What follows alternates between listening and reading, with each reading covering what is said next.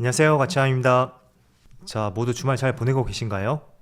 오늘 영상은 제가 이번 주에 기관과 외국인 어떤 종목을 많이 매수했는지 같이 한번 살펴보도록 하고요.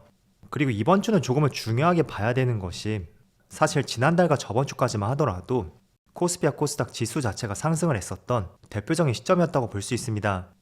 그런데 이번 주에는 지난주에 미국의 소비자 물가지수 영향을 받았고, 그에 따른 차익 매물도 나오고 있고, 그리고 메이저 세력들이 매수를 조금은 주저하고 있는 그런 시점이라고 볼 수 있습니다. 그래서 어떤 변화가 있었는지 같이 한번 살펴보도록 할게요. 자, 우선 말씀을 드리기 전에 제 영상에 항상 댓글을 남겨주시는 분이 계시는데, 저점에서 매수하고 고점에서 매도하는 사람들 굉장히 부럽다는 취지로 댓글을 남긴 적이 있어요. 그런데 저의 생각을 말씀을 들어본다면, 우리가 SNS라고 또 유튜브에서 많은 영상들을 보면 다들 대체적으로 매매가 잘 된 분들의 영상, 그리고 인스타나 SNS 같은 경우에는 일상을 올린다고 해도 좋은 곳에 갔을 때 그런 사진들을 올리기 마련이거든요. 그렇다 보니 SNS 속에는 항상 행복한 사람밖에 없고, 또 좋은 곳에만 가는 사람밖에 없는 그런 생각들을 많이 해보셨을 거예요.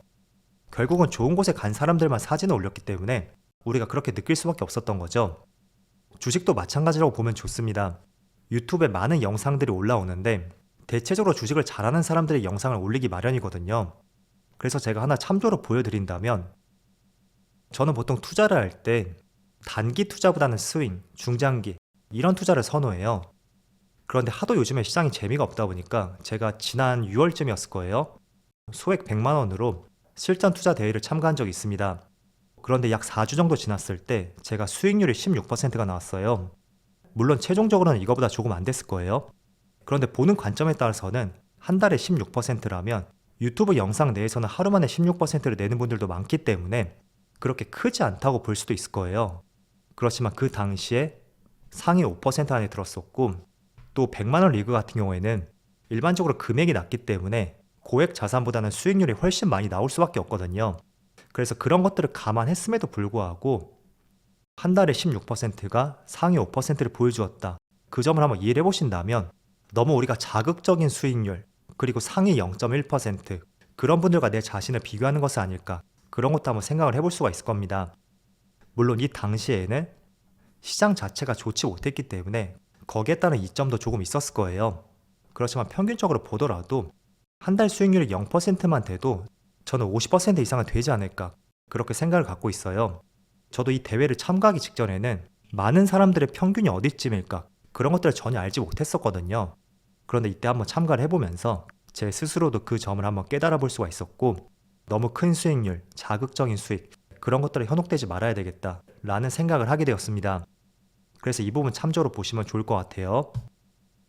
자, 그럼 본격적으로 이번 주에 기관과 외국인의 매수 상위 종목에 대해서 한번 살펴보도록 할게요. 자, 이번 주는 확실히 외국인의 매수세가 조금은 약해졌던 것 같아요.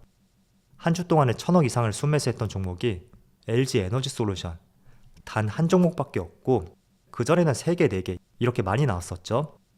그런데 이번에는 한 종목이었고, 차례대로 보면 LG 에너지 솔루션, 카카오뱅크, 롯데케미칼, LG전자, 삼성전기 이런 종목들을 차례대로 매수했습니다.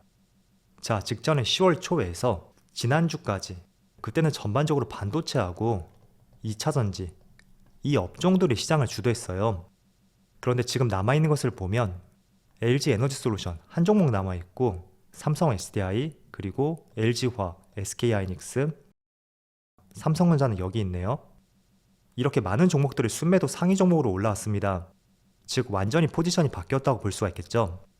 하지만 여전히 LG 에너지 솔루션은 외국인이 꾸준히 매수하는 모습이 나오고 있고, 또 새롭게 떠오른 종목이 대체적으로 리오프닝 관련주가 많이 포함이 되어 있는 것 같아요. 아모레퍼시픽하고 파라다이스, 호텔신라, 기존에는 이와 관련된 업종이 한 종목도 없었죠. 그런데 화장품 관련주, 카지노, 면세점 이런 업종들이 포함이 되어 있고, 아모레퍼시픽을 한번 보면, 자, 아모레퍼시픽은 확실히 지난주에는 매도세가 강했다면 이번 주에는 외국인의 매수 우위에 있다는 것을 볼 수가 있습니다.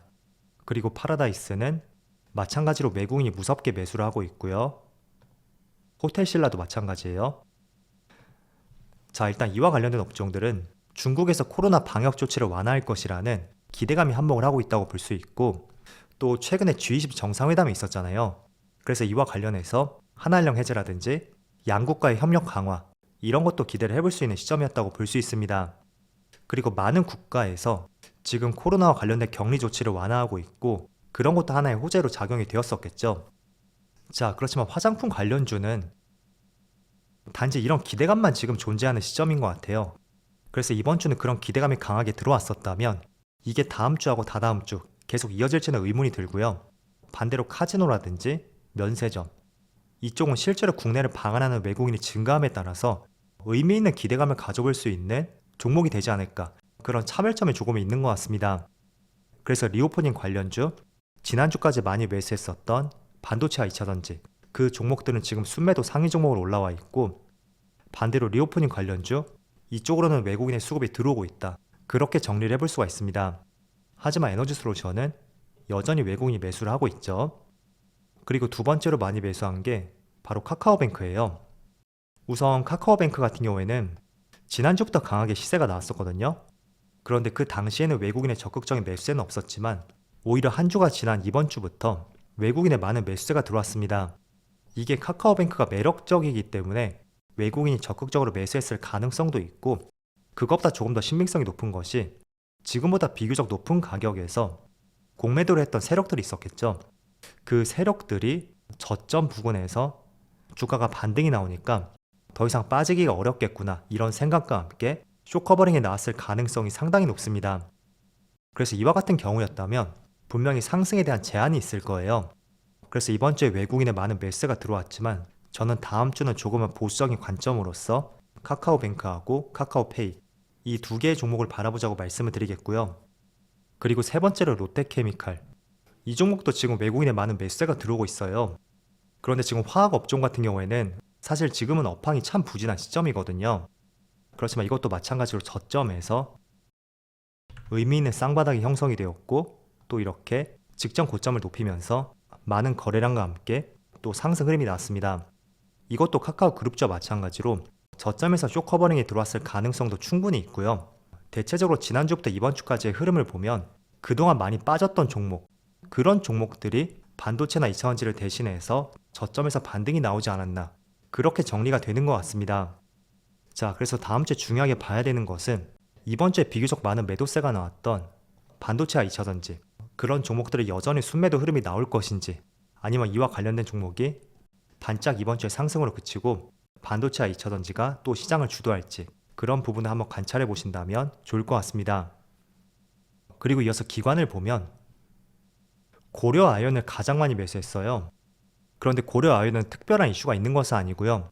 그리고 희한한 게 영풍그룹이 있거든요. 여기 아래 고려아연이라는 자회사가 있는데, 이 영풍그룹은 한 지붕 아래 두 가족이 경영을 하고 있습니다. 그래서 두 가족이 경영을 하고 있는 만큼 나중에 고려아연이 떨어져 나갈 때를 대비해서 장시 일가하고, 또 한쪽은 잘 기억이 안 나는데 지분 경쟁을 벌이고 있다고 보시면 돼요. 왜냐하면 지금 고려아연은 2차전지 사업도 하고 있고 신재생 에너지, 그리고 자원순환 사업도 하고 있는 만큼 굉장히 알짜 기업이라고 볼 수 있습니다. 그래서 혹시나 경영권이 분리가 되었을 때를 대비해서 이 기업을 확보하기 위해서 한 지붕 아래 두 가족이 지분 확보 경쟁을 벌이고 있고, 그 과정에서 계속 매수세가 들어오고 있는 것이다, 그렇게 이해해 보시면 좋을 것 같습니다. 그래서 차트를 보면 특히 기관 쪽에서 많은 매수세가 들어오고 있고 7월부터 계속 좋은 흐름이 나오고 있어요. 때문에 지분 매입 경쟁에 따른 주가의 상승, 앞으로도 조금은 기대를 해볼 수 있다고 생각이 되고요. 그리고 두 번째는 LG생활건강, 이것도 외국인의 매수 상위 종목이 있는 것처럼 아모레퍼시픽이었죠. 저는 비슷한 관점이라고 생각이 돼요. 딱히 실적이 좋아서라기보다는 다양한 기대감을 가져볼 수 있는 그런 시점이었던 만큼 최근에 매수가 들어왔다고 생각이 되고, 그렇지만 그렇게 썩 매력적이진 않다, 이렇게 볼 수가 있겠죠. 그리고 세 번째는 한국전력, 정말 오랜만에 상위 종목에 포함이 되었는데 우선 네옴시티 관련주로서 포함이 되었다고 생각이 돼요. 최근에 빈살만이 방한함에 따라서 사우디의 민간업체하고 수소사업과 관련해서 같이 협력을 하겠다는 약정을 체결을 하였거든요. 그래서 그 때문인지 기관의 매수세가 한 차례 들어왔다고 생각이 되고, 하지만 아시겠지만 고유가 시대에 있는 한국전력은 굉장히 수익성이 악화되는 시점이에요. 그래서 단지 이번 주는 기대감 하나만으로 기관에 반짝 수급이 들어왔을 가능성이 높다고 보고 있고, 이것도 마찬가지로 매력적으로 볼 수 있는 그런 종목은 아닌 것 같습니다. 그리고 네 번째로 SM은 조금은 기대감을 가져볼 수 있는 것 같아요. 왜냐하면 3분기 실적도 굉장히 긍정적으로 나왔고 엔터기업 전반적으로 긍정적으로 나왔더라고요. 그리고 최근에 한중 정상회담이 있었고 한한령 해제라든지 또 중국의 방역정책 완화라든지 또 각국의 격리조치 완화, 이런 것들이 계속 진행이 되고 있기 때문에 점차 기대감을 가져볼 수 있다고 보고 있습니다. 자, 그래서 기관과 외국인의 매수 상위 종목들을 말씀을 드렸는데, 상위 종목에 있다고 하더라도 조금은 차별화를 둘 필요가 있는 것 같아요. 그래서 이런 것들을 한번 구분을 해보시면서 무작정 상위 종목이 있으니까 매수하자, 그렇게 접근하기보다는 더 갈 수 있는지, 더 매수할 수 있는지, 그런 것들을 고려를 해보시면서 투자에 여러 가지 힌트를 얻어보신다면 좋을 것 같습니다. 자, 그럼 오늘 영상 여기서 마치도록 하고요. 언제나 여러분들의 성공 투자를 기원하도록 하겠습니다. 감사합니다.